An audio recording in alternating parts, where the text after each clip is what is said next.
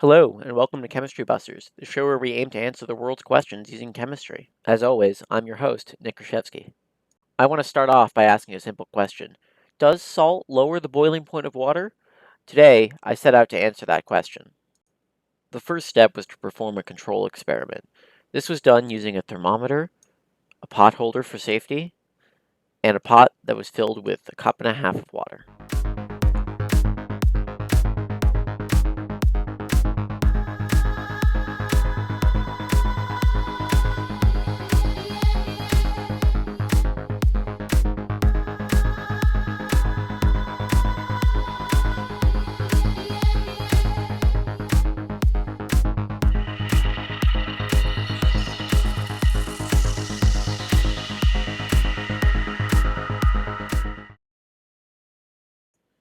Using the digital thermometer, we determined that the temperature of the water at boiling was 211.5 degrees Fahrenheit or 99.72 degrees Celsius. This is not very far from the boiling point of water, which is 212 degrees Fahrenheit and 100 degrees Celsius. Next, we need to perform an experiment to show the difference in boiling point caused by adding salt to the water. This was done using a digital thermometer, some salt, a digital balance, a pot holder for safety, and a pot with a cup and a half of water.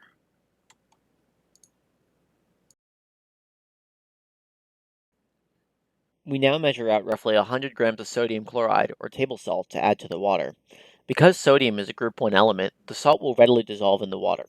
While it may give you heart disease to even think of using this much salt, it is necessary in order to show an appreciable difference in boiling point.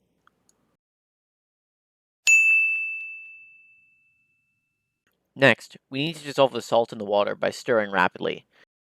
It's worth noting that I can't actually stir this fast. That's the result of digital video editing. And now, it's time to boil.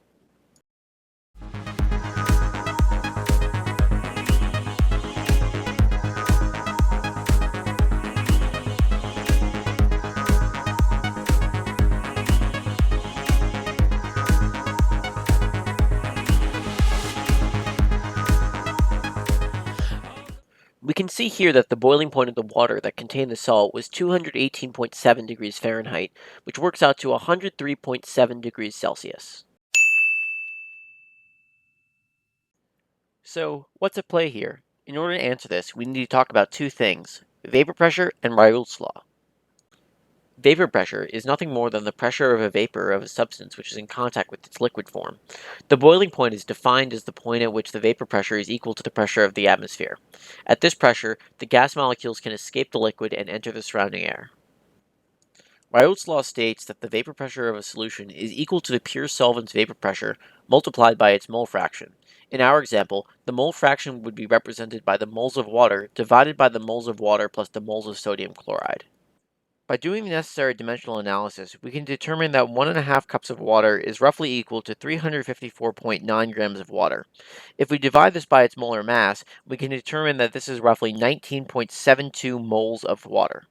Furthermore, if we divide our mass of sodium chloride by its molar mass, we determine that we have roughly 1.71 moles of sodium chloride. Plugging this into our formula, along with the vapor pressure of water at 25 Celsius, tells us that the vapor pressure of the solution is roughly 21.9 torr.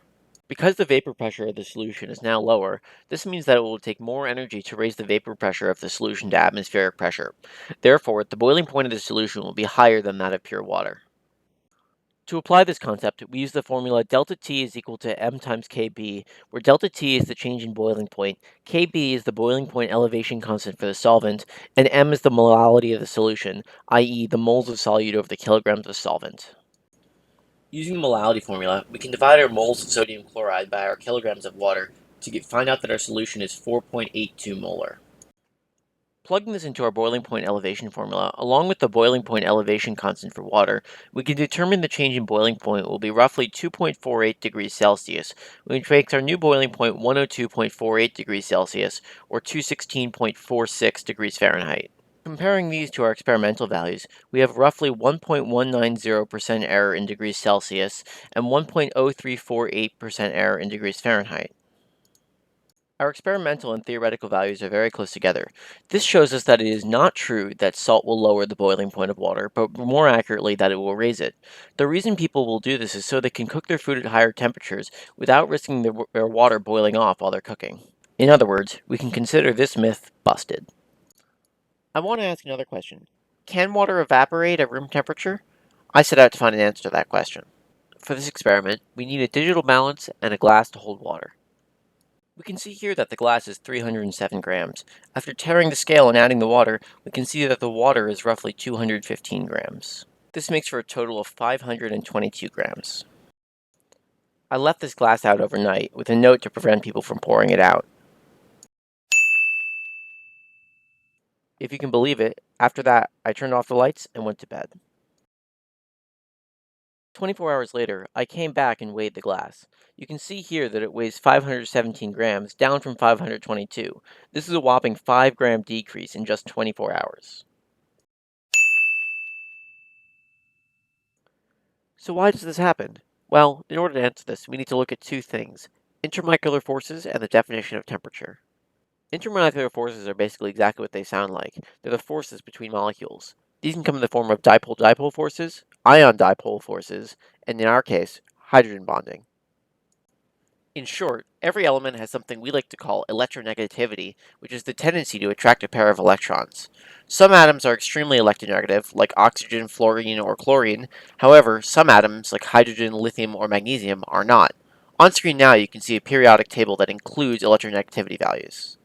When fluorine, oxygen, nitrogen, and sometimes chlorine, i.e. very electronegative atoms, are brought near hydrogen, i.e. a not very electronegative atom, they form a strong attraction known as hydrogen bonding. This helps keep molecules together in substances that contain hydrogen, such as water.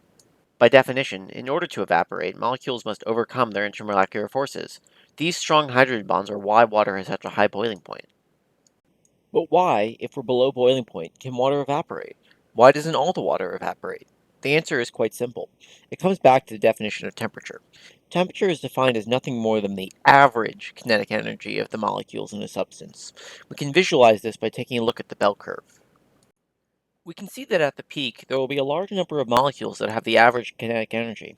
However, as we go to the left or right of the curve, molecules will lose or gain kinetic energy respectively. At the far right, there is a low number of molecules with a high kinetic energy. Some of these molecules will have a high enough kinetic energy to overcome the intermolecular forces associated with them and will therefore evaporate.